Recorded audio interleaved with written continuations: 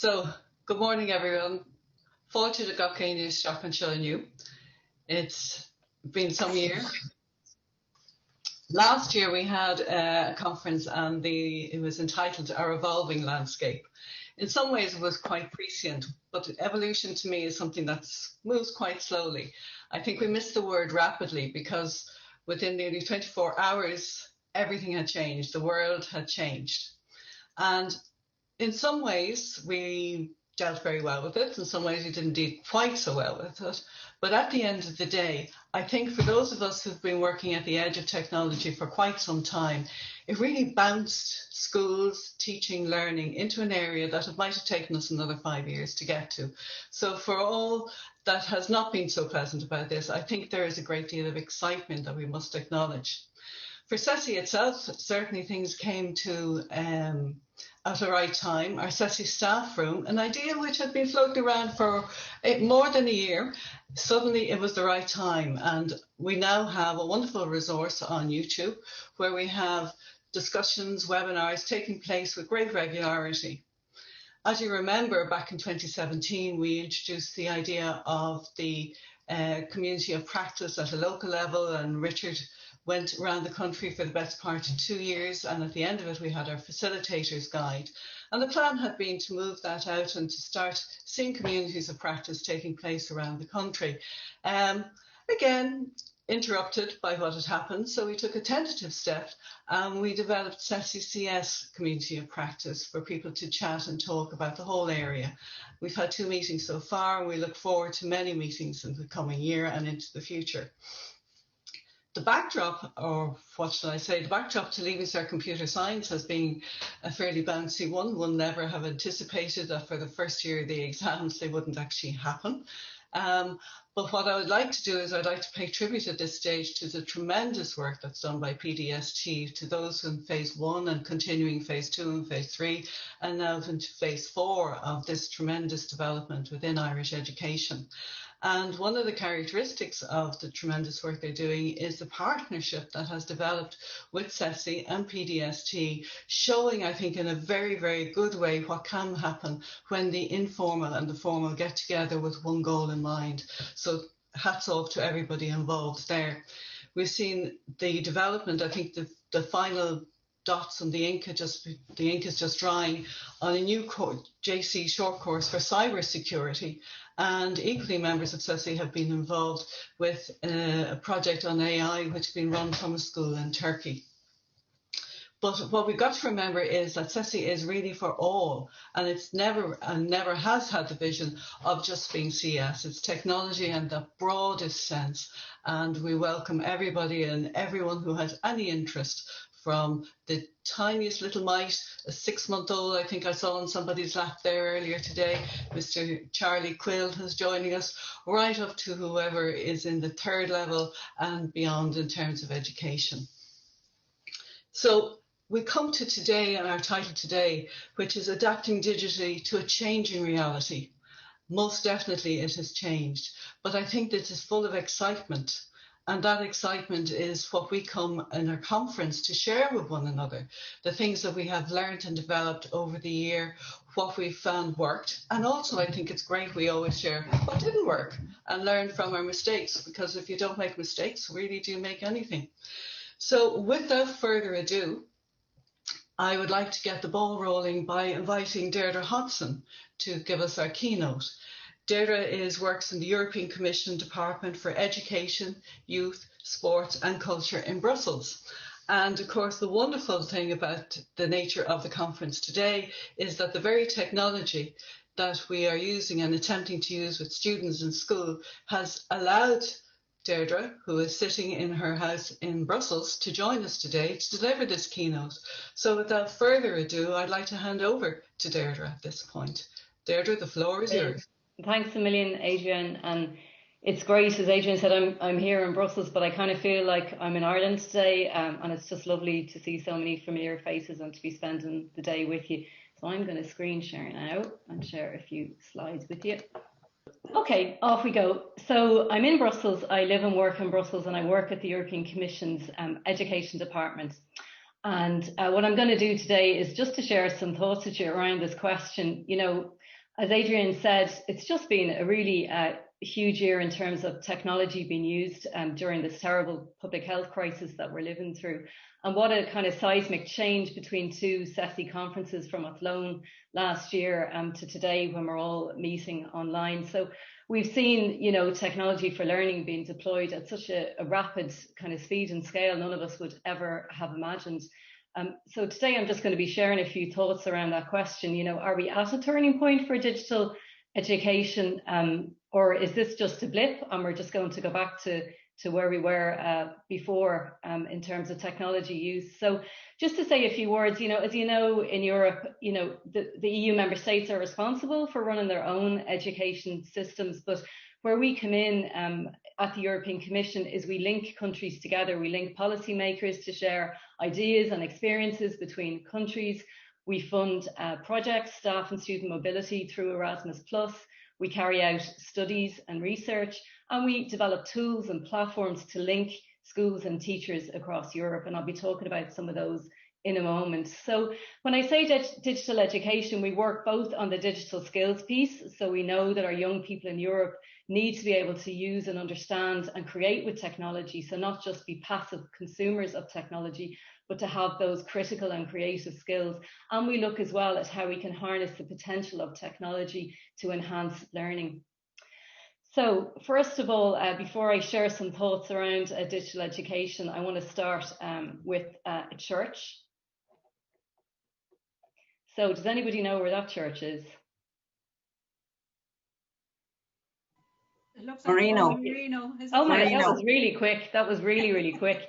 So the reason I shared this picture of Marino Church is because teachers often know Marino. Actually, the Marino Institute of Education is right next door and St. Pat's is down the road. And that's actually where I'm from in Dublin. I'm from Marino. That's where my mum and dad still live. And this is a very grainy picture of my christening and the steps of Marino Church. And actually, I am exactly the same age as CESI, which is a strange but nice coincidence. So today I'm going to be zooming out from Marino and Ireland and sharing some thoughts from a European perspective. So what I'm going to cover in the next 20 minutes or so is looking at digital education in Europe and where we were at in a way prior to the pandemic. We've done a lot of research and public consultation around learning in lockdown, and I'm going to share some of those kind of common themes and findings that are coming out from that. Thirdly, I'll talk about our new Digital Education Action Plan, which I've been involved with, and we adopted that in the Commission just at the end of September. So I'm going to talk a bit about that. And finally, I'll share some, I hope, practical resources and tools for you that you could use. Just to say that I've created a waitlist, kind of a social bookmarking page, and I'm going to share the link at the end of the presentation. So I'll be referring to different studies and research and tools, but you'll get links to all of those at the end. So adapting digitally to a changing reality. I mean, in a way, I'd argue that we were doing this in Europe prior to the pandemic. I was in charge of bringing together policymakers working on digital education for many years. And in a way, you know, there was fantastic things happening across Europe. We did a study, a kind of a mapping at the end of 2019, looking at where we were at in digital education. And you could see like amazing, innovative projects happening all across Europe. There was some great PD programs being put in place on teacher digital competences. There was technology being used for assessment in innovative and creative ways. And there was loads of curricula change happening as well. And that map that you see there on the right, the countries in red were all changing their curricula in different ways, maybe introducing coding or computational thinking and leaving cert computer science in Ireland, of course. I'm looking forward to the workshops on that later on today. So loads of change happening across curricula to integrate digital competence and computing education as well. But I think there was probably a feeling that there was great, you know, pockets or kind of islands of innovation, but there was a sense that we needed to go deeper and have a more kind of sustained systems level change. So a year ago, we were at the point where we were just starting to draft a new digital education action plan for the Commission. Our plan was to release that in June. So we'd started work with our small team, consulting with member states, consulting with NGOs, stakeholders, social partners. And then, well, everything changed. All eyes were on Italy. So this is from the RTE website exactly a year ago. And at the time, of course, the pandemic, an epidemic as it was called at the time, had broken out. And it was very serious in northern Italy. And that was the first European country to close their schools and campuses in an effort to curb the spread of the virus. So UNESCO, since the start of the coronavirus outbreak, have been mapping school closures and campus closures throughout the world. And this, you see, is the map a year ago. So you can see disruption there in Asian countries. In Europe, it's just Italy for the moment. And this is how the map looks this week. So everything in pink or kind of a purpley shade is where schools are either fully closed, schools and campuses fully closed or partially closed. So you see massive disruption really all around the world. And UNESCO estimates that 1.6 billion learners, so 94% of the world's pupil and student population have been affected by the closure of school buildings and campuses. So very, very quickly, countries put in place remote learning strategies, and that would have been a mix of everything from, internet, high-tech, low-tech solutions to radio, to TV, or even just simply paper bundles being distributed to families. So a lot of innovation very quickly. And around mid-March, the schools closed here in Belgium around the same time as in Ireland. So at that point, kind of work and home and school all kind of merged into one place. So I don't know if you remember this interview that Gretchen Goldman, she's a climate change scientist, she did in CNN, and very honestly, she tweeted what it looked like in her apartment that day in her shorts with her kids' toys all over the floor. And she said, I just wanted to be honest about this situation that we're all really struggling with right now. So towards the end of March, there was an article that appeared in the Educus journal. Now, it was about higher education, but I think it could apply to all phases of education. And it says what we're living through right now is, it's not online learning. We have a lot of experience in online learning, and that needs to be very kind of carefully crafted and designed. But what it is emergency remote teaching. It's an emergency fix to keep learning going in extremely stressful circumstances with little or no planning time. So students and staff are being asked to do extraordinary things that have never been seen on this scale ever before. So what we did is we paused the button on the new Digital Education Action Plan, and over the summer we did a big public consultation. We had nearly 3,000 submissions to that, people sharing their experience of learning in lockdown. And we carried out a number of studies as well. The one on the right there you see is we spoke to teachers and families and pupils and students in Poland, Estonia, and Belgium, Greece and Italy. And of course, everybody is experiencing this in their own way, but we still see kind of common themes and findings emerging. And I'm going to share some of those with you now, and maybe some of these will resonate with you as educators in Ireland. So the first concern really, I think, across the board were inequalities and divides. There were inequalities that were there already, before the pandemic, which were, I think, worsened in a way. And new digital divides appeared as well. So, did students have access to devices at home, or they may be sharing one device? They had devices, but they just weren't suitable for learning. So a big concern really around the technology and the connectivity. And schools really had to look for very rapid creative solutions. One Polish primary school said that they worked with a local NGO to get refurbished equipment quickly to the children. And it wasn't just about students lacking devices and connectivity. It was teachers themselves actually often just didn't have the right devices or didn't have a stable internet connection. So it's about devices and technology, but it's also about having a suitable learning environment at home, a quiet place to study. Some students were in a position where their parents could support them, some not. If parents had a different language at home, maybe it was difficult for them to understand the instructions coming from the school. So I think that's a really key finding, is concerns around divides and inequalities.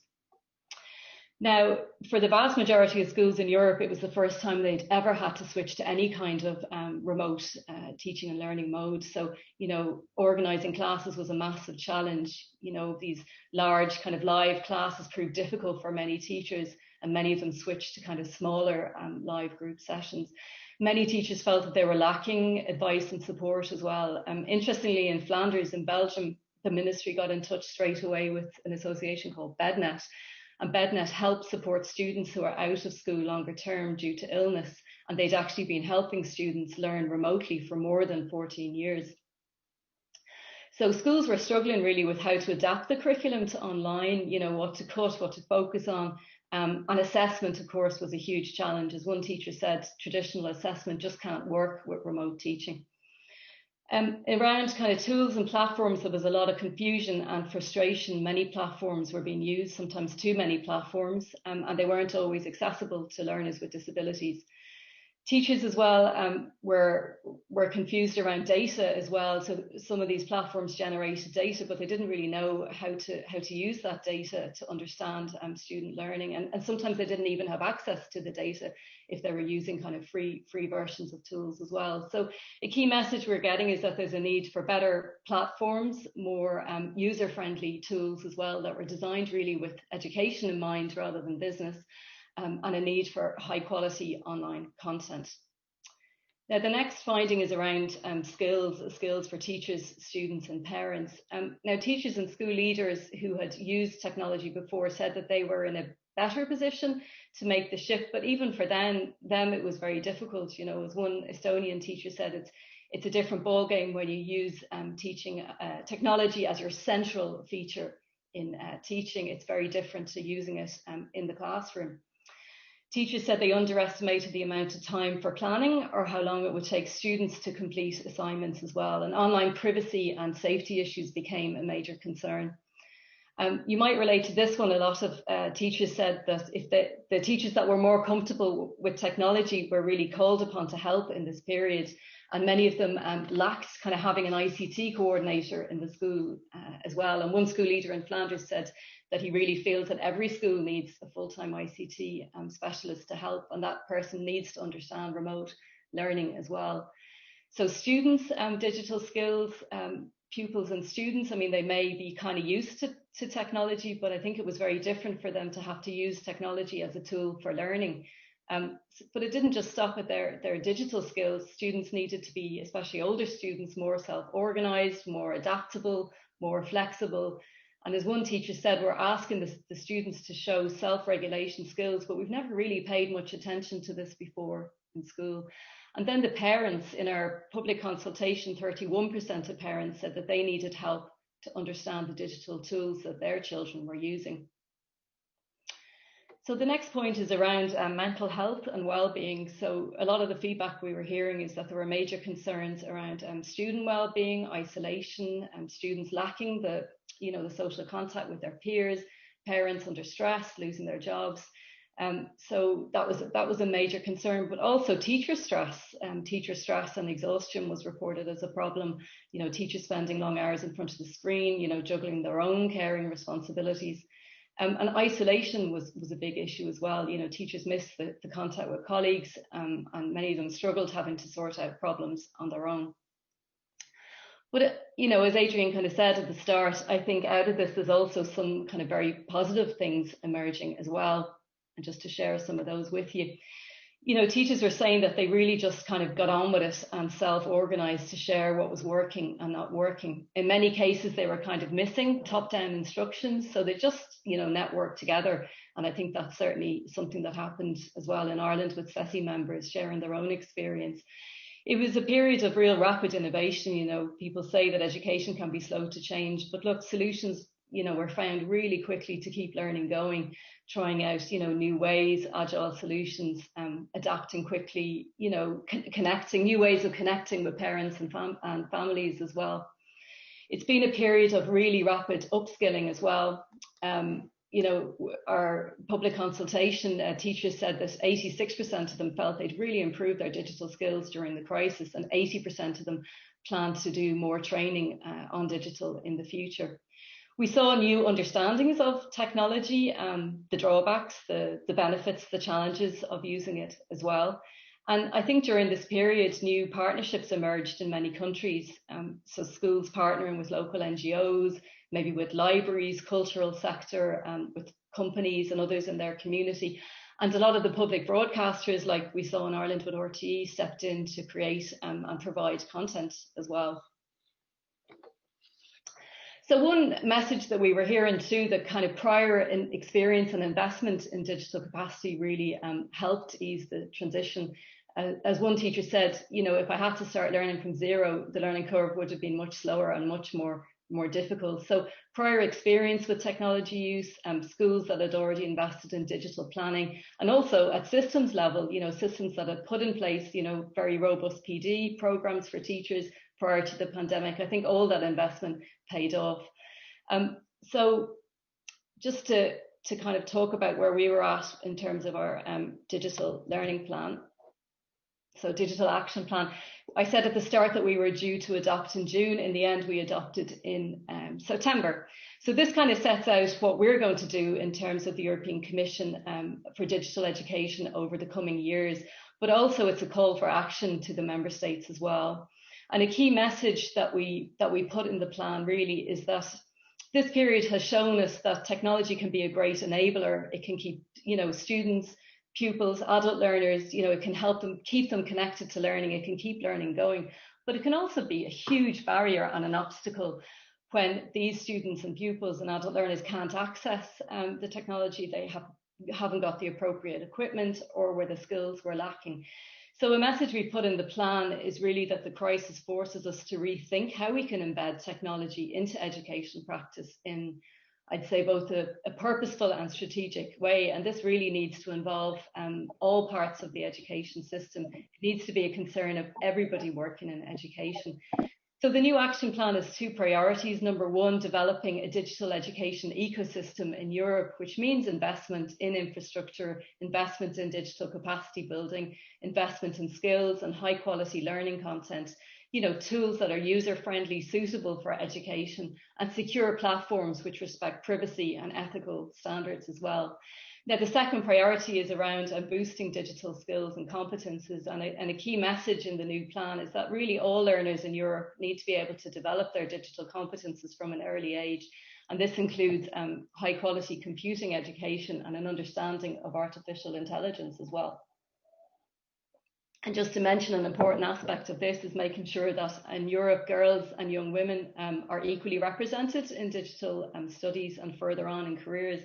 It's certainly not the case right now in Europe. If you look at ICT specialists in the EU, only 18% of them are women, so we have a long way to go there. So look, there's a lot in the plan. There's 14 actions in total, but I'm just going to mention a couple of these that I think may be of interest to you. There's a lot in there around digital literacy and computing education. We're going to be working on guidelines for educators on tackling disinformation and fake news, and that's really a very shared concern across European countries as well. We're going to be doing a mapping of computational thinking as well. A lot of countries have introduced this in the last few years. I know there's a workshop on CT later on, so we're going to be mapping that, looking at changes to computing education as well. And I definitely think Leaving Cert Computer Science is a great case study of a very young and dynamic curriculum, which could be of interest to a lot of countries as well. I'm also working on a blended learning guidance at the moment as well. So how to design blended learning, designing for different environments in a way, at home, outdoors, in museums and maker spaces as well, with or without digital tools. The third point there is around support for digital planning. So in the new Erasmus programme, there'll be a provision to support schools with their digital learning plans and to network with other schools in order to build their digital capacity. And in the new plan, we have a strong focus on teacher digital competence as well. And one project I'm really enjoying and very excited about, I'm working on at the moment, is to design a self-assessment or self-reflection tool for teachers. And this is based off our European framework on the digital competence of educators. Some of you may be familiar with the framework. So right now I'm working with our research department to design a tool for primary and secondary teachers, which will allow them to reflect on their own digital competences and to identify, you know, strengths and weaknesses and give them ideas on how to level up and get more support. So we're trialing a beta version of this tool at the moment in Lithuania and Estonia and in Portugal and Italy. So the plan is that we'll launch the tool, all going well, in October in 24 languages. And the tool is called Selfie for Teachers. and it's called Selfie because it builds on an existing tool that we have. Maybe some of you already know the Selfie tool. I spoke about this in the staff room chat during the week with Dermot and Helen and Hassan. So Selfie is a free online kind of diagnostics or planning tool that you can use in your school. It consists of a series of statements around technology use, and your students get involved, school leaders and staff as well. And this can give you kind of data and insights in what's working well and less well, and it can help you decide on your priorities going forward. So we started Selfie as a very small scale project, and I'm delighted that it's been taken up in so many countries around not just Europe but around the world, and we've had 850,000 students and staff using Selfie in 52 countries around the world. So we have a Gaeilge version, just so you know as well. We've got 32 language versions of Selfie. And just to say that, and I'll give you the link to this at the end, there's going to be a webinar next week bringing schools together using Selfie, and we have a school from Enniscorthy as well sharing their experience there. So Selfie is more than a tool, it's very much a growing community. So I mentioned the Erasmus Plus programme as well. We'll have a new programme guide coming out in the next few weeks. And just to say that digital and digital education is really central to the Erasmus programme, and also to mention that there'll be new lighter procedures for schools to apply for Erasmus grants as well. I'm sure you'll be pleased to hear that. And Lergus in Ireland is of course the go-to place for all things Erasmus as well. And I can't talk about digital education really without mentioning e-twinning as well. So e-twinning, I'm sure many of you are involved. I know many of the CESI members run projects through e-twinning. We have many e-twinning ambassadors as well. So e-twinning is a big network which brings together teachers and classrooms throughout Europe for shared projects, and to also it helps learning as well. There's a lot of PD opportunities within e-twinning. And linked to that is our School Education Gateway as well, where you can also find MOOCs and different online learning opportunities. And actually there's a MOOC starting very shortly on blended learning that some of you might be interested in. And just to mention too, Code Week, which really grows like year on year. Code Week is a celebration of digital creativity. And I'm delighted that the Irish Code Week ambassadors, Mags and Julie, are going to be giving a workshop later today. And Code Week increasingly also offers a lot of materials as well to teachers and online learning opportunities. And there's a new short online course on AI for educators starting shortly as well on the website. So look, to go back to the opening question, you know, are we at a turning point for education? Look, I think we can be at a turning point for education. You know, people say education can move slowly, but I think in the last year we've seen there's a tremendous capacity to innovate. And teachers and school leaders and families and pupils and students in Ireland, Europe and all around the world, I think they've really shown incredible courage and creativity to keep learning going in this difficult period. I think there's a new understanding of the potential of technology, as well as the drawbacks and challenges and the risks of excluding learners who can't access the technology or are lacking skills. We've also seen a massive upskilling in a very short time frame as well. But it's also shown us the weaknesses in the system too, and it's shown us that we need a more planned and strategic approach to digital education. So when we asked in our public consultation, we asked respondents whether they thought it was a turning point for technology in education, and actually 95% of respondents says that they thought that it was. But, and there is a but, you know, this isn't going to happen on its own, you know. It's going to need investment, it's going to need resources, it's going to need a lot of political will to move ahead.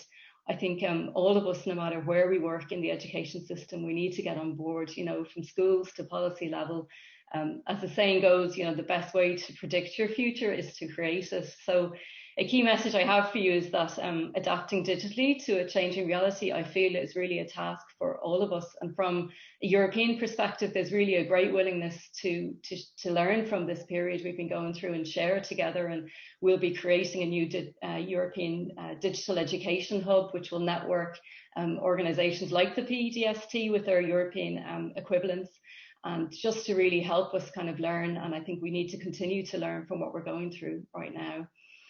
And And I really believe that the CESI tribe as well, your own membership, you really will have a strong role to play in all of this. You're innovators and you've already shown your leadership role in the crisis. So, a message I want to leave you with today is to encourage you to connect with your colleagues in other European countries.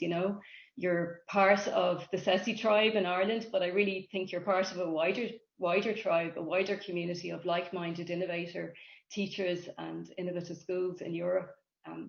So I want to wish you all the best for the day, and I'm really looking forward to continuing the conversation with you and joining the sessions. Like I said, I've put all of the links and references from today you'll find in a Wakelet page. I can also share the link there in the chat box as well. So. Thank you so much, Deirdre. That was excellent. Very, very enjoyable, I think, and it's wonderful to hear that wider view, because sometimes we can be a bit parochial in what we're thinking of. One or two questions. One of the questions is, has Ireland actually been involved much in working with other European countries? Yeah, definitely. I think there's a lot of interest in what's happening in Ireland as well. And Anthony Kilcoyne from PDST has been over to present at a number of our meetings as well. And PDST are increasingly involved in European projects. And also the universities as well are very much involved, schools in e-twinning. So definitely, I think there's a huge appetite as well to learn from Ireland's experience, for sure. That's great, because when you look at the map and remind yourself that we really are on the edge of Europe and one of the only place with the no land link, it is wonderful to think that technology actually overcomes all of that for all of us. One of the questions that I would have here is your work only limited to EU countries? That's a good question. So we work mainly with the 27 member states, but not only. In fact, we work with countries in the Western Balkans as well. We work with the Nordic countries too. So actually, when it comes to Selfie, the tool, there's been a huge interest in Western Balkan countries. Serbia was one of the first countries to really run with it. Amazing lady Daniela Sapanovic in the ministry there. They really felt that they were lacking a tool for digital planning, and Daniela's really become a kind of ambassador in the region, helping other countries there too. So look, I think no matter where you are, the challenges are so shared that countries are so keen to work together, and they're all, there's a real curiosity to see how they're all approaching digital education. So mainly EU member states, but actually wider than that as well. Yeah, and I think it is wonderful to see that in this area of digital education, there don't seem to be too many barriers between people, that it seems to be singly focused. But I do think, and it came up in the chat a bit, that the whole area of tech support, that is somewhere I think that we very, very badly fail here in Ireland, because traditionally it has been the person who showed a bit of interest, God help them, and ended up actually fixing the machines and going around with the screwdrivers. And I think that is probably what has prevented quite a number of people from getting involved over the years, because what you do when it goes wrong. But I'm sure that going forward that there will be enough of a clamour to make sure that that can be corrected. So can I just tell everybody too that this particular presentation has been recorded. It and the other keynote at the end are the only two that are being recorded today, and they will be available via the website. So Deirdre, on behalf of all of us, can I send you a very, very big thank you. And it's wonderful to hear the Irish accent, I have to say, coming from Brussels, and know that we're at that table there. Thank you so much again. Thanks a million to you, Adrienne. Thanks to all the CESI members. I'll be with you for the whole day, so really looking forward to the chats.